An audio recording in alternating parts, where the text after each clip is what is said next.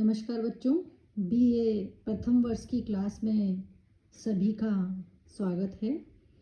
हम हितोपदेश के मित्र लाभ भाग का अध्ययन कर रहे थे।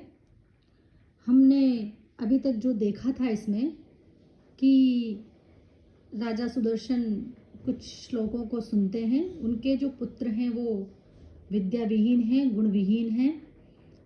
तो वो जब इस बात को जानते हैं तो मन ही मन विचार करते हैं कि ऐसे पुत्रों के होने से तो पुत्रों का नहीं होना ही अच्छा है, और मेरे पुत्र इतने विवेकहीन हैं तो इनका होना या ना होना मेरे लिए बराबर है। ऐसा वो विचार करते हुए अगला श्लोक जो है यहाँ नारायण पंडित जी द्वारा इस प्रकार से कहा गया है। दाने तपसी शौर्य च यस्य न प्रथितं मनः विद्यायाम अर्थ लाभे च मातु उच्चार एव स। अब वो क्या कहते हैं, देखो कि माता का पुत्र होना, मातु उच्चार से यहाँ पे मतलब है माता के मल के समान, यानी कि व्यर्थ की चीज। कौन? पुत्र। कैसा पुत्र? कि दाने दान देने में, तपसी तपस्या करने में, शौर्यपूर्ण कार्य करने में, विद्या प्राप्त करने में और धन लाभ प्राप्त करने में जिसका मन न प्रथित नहीं लगता है, स मातु उच्चारेव, वह व्यक्ति तो माता के मल के समान ही व्यर्थ है। कहने का तात्पर्य, अगर किसी का पुत्र इस प्रकार का है तो उस पुत्र का होना और न होना दोनों बेकार है। पुत्र का होना उसी का सफल है जब वो सब प्रकार से दान में, तपस्या में या शौर्य में, किसी न किसी चीज में उसका मन लगता हो। तो राजा सुदर्शन भी यही सोच रहे हैं यहाँ पे कि मेरे पुत्र भी एक प्रकार से माता के मल के समान ही व्यर्थ हैं। उनका होना न होना भी किसी काम का मेरे लिए नहीं है। जीवन में त्याग, शौर्य, विद्या और धन, इन 5 वस्तुओं का अत्यधिक महत्व है, और जिस व्यक्ति के पुत्र में इनका निवास रहता है, अर्थात जो त्याग, तप, शौर्य, विद्या या धन आदि के प्रति प्रयत्नशील होता है, वो प्रसिद्ध होता है, वही वास्तव में व्यक्ति कहलाने के योग्य है, पुत्र कहलाने के योग्य है। अन्यथा जो पुत्र है वो माता के मल के समान व्यर्थ की चीज है। इसके बाद आगे देखो बच्चों, वरम एको गुणी पुत्रो न च मूर्ख शतान्यपि एकश्चंद्रस्तमोहन्ति न च तारागणो अपि तत। ये क्या कह रहे हैं यहाँ पर? फिर वही बात आ रही है कि ज्ञान और विद्या की महिमा जो है वो अपार है, और करोड़ों व्यक्तियों से अलग किसी व्यक्ति को अगर करती है तो वो ज्ञान की महिमा ही होती है। वो सोचते हैं कि किसी के एक ही पुत्र है, लेकिन अगर वो गुणवान है, विद्या से युक्त है, ज्ञान से युक्त है, तो वो श्रेष्ठ है। और चाहे से शतानी सैकड़ों पुत्र हैं लेकिन वो मूर्ख हैं तो वो बेकार हैं। किस प्रकार? जैसे कि आसमान में कितने तारे होते हैं, लेकिन जब अमावस्या होती है तो चंद्रमा नहीं होता है, और जब चंद्रमा नहीं होता है तो आसमान में एकदम अंधेरा छाया रहता है।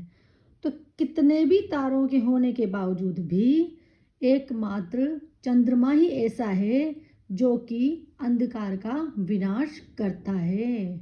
उसी प्रकार किसी के भी सैकड़ों पुत्र हों, उनसे कोई फायदा नहीं है। एक ही पुत्र श्रेष्ठ है जो कि ज्ञान से युक्त हो और बुद्धि से युक्त हो।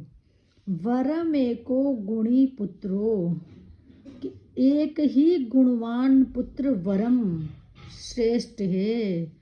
न च मूर्ख शतान्य अपि, शतान्य सैकड़ों मूर्ख पुत्र, न नहीं, कि सैकड़ों मूर्ख पुत्र भी किसी के हों तो वो श्रेष्ठ नहीं है।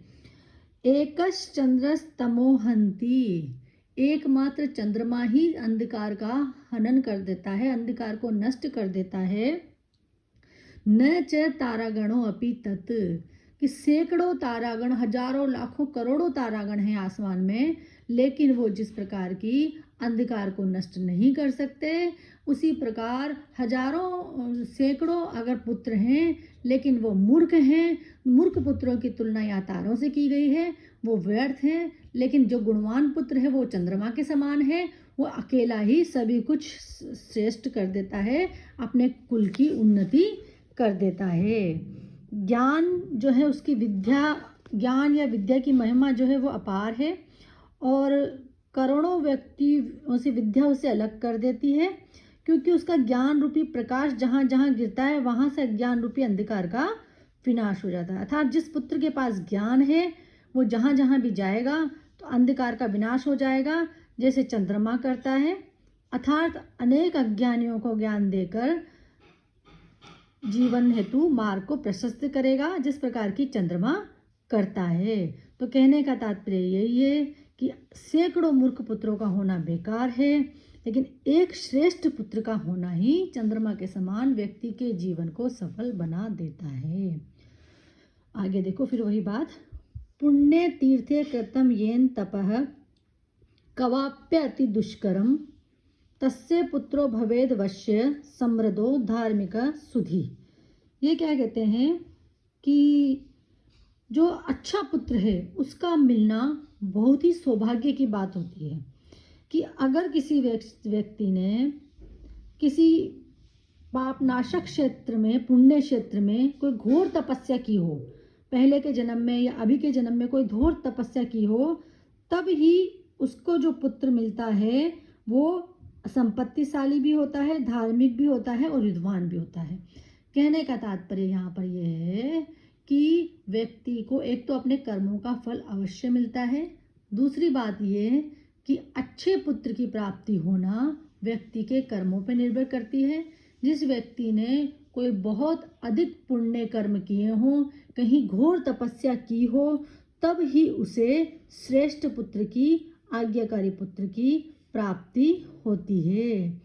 येन क्व अपि, जिस किसी ने भी पुण्य तीर्थे, किसी पुण्यकारी तीर्थ स्थान पर अति दुष्करम, बहुत ही अधिक कठिन, तपः कृतम, तपस्या करी है, तस्य पुत्रः, उसका पुत्र, वश्य, वश में रहने वाला, समृद्ध, सब प्रकार से समृद्ध, धार्मिक, धर्म में लगा रहने वाला, सुधी मतलब विद्वान, भवेत होता है।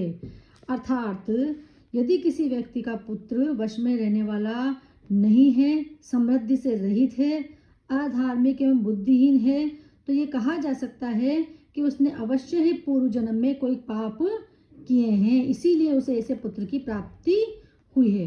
वस्तुतः बच्चों देखो, भारतीय समाज में व्यक्ति के द्वारा किए गए कर्मों की बड़ी महत्ता है, और सदकर्मों का फल अच्छा होता है, कुकर्मों का फल बुरा होता है, ये अवधारणा मानी गई है।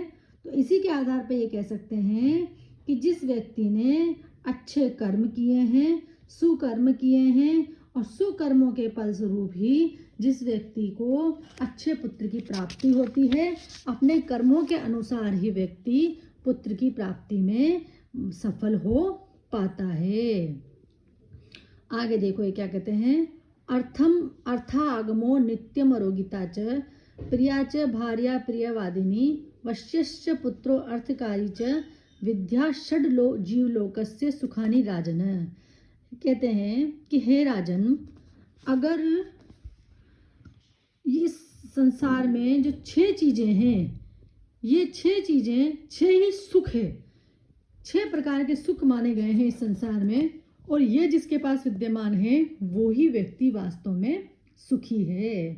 देखो पहला है अर्थ आगम, धन का आगमन होना, कि समय समय पर हमें धन की प्राप्ति होती रहे, धन हमारे पास आता रहे। नित्यम आरोगिता, हमेशा हम आरोगी रहें, निरोगी रहें। वैसे भी देखो तो बच्चों, ये पहला सुख निरोगी काया ही कहा जाता है, कि शरीर में किसी भी प्रकार का कोई दोष ना हो, कोई किसी प्रकार का कष्ट ना हो।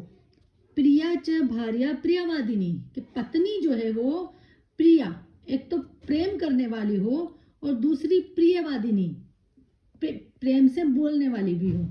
ऐसा तो नहीं कि वो मन ऊपर से तो प्रेम से बात करती हो लेकिन मन से वो प्रेम नहीं करती हो, तो वो भी कभी भी धोखा दे सकती है।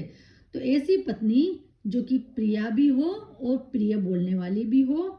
वशिष्ठ पुत्रो, और वश में रहने वाला पुत्र। वश में रहने वाले पुत्र से यहाँ मतलब है कि आज्ञाकारी, आपकी आज्ञाओं का पालन करने वाला पुत्र। और अर्थकारी च विद्या, अर्थ को प्रदान करने वाली विद्या।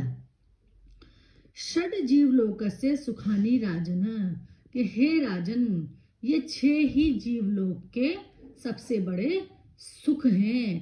कहने का तात्पर्य ये है कि इस संसार में बहुत सारी चीजें हैं जो कि हमें सुख प्रदान करती है, लेकिन सबसे पहले नंबर पे जो सुख आते हैं वो इस प्रकार के आते हैं कि एक तो हमें धन की प्राप्ति निरंतर होती रहे, एक शरीर हमेशा निरोगी रहे। क्योंकि देखो, अगर शरीर में किसी भी प्रकार का कोई रोग है तो कितना भी धन हो, कितनी भी संपत्ति हो, कितनी भी अच्छी पत्नी हो, कितना भी अच्छा पुत्र हो, कोई फायदा नहीं होगा। और प्रिय बोलने वाली पत्नी हो और हमेशा वश में रहने वाले बच्चे हों, वश में रहने वाले से तात्पर्य आज्ञाकारी हो, और अर्थ जिसके पास विद्या हो, धन को देने वाली, संपन्नता को देने वाली जिसके पास विद्या हो, ये ही जीवलोक में 6 सुख माने गए हैं। इस प्रकार से यहाँ राजा ये बात समझते हैं कि वश में रहने वाले पुत्र जो हैं वो भी एक जीवन का महत्वपूर्ण सुख माना गया है।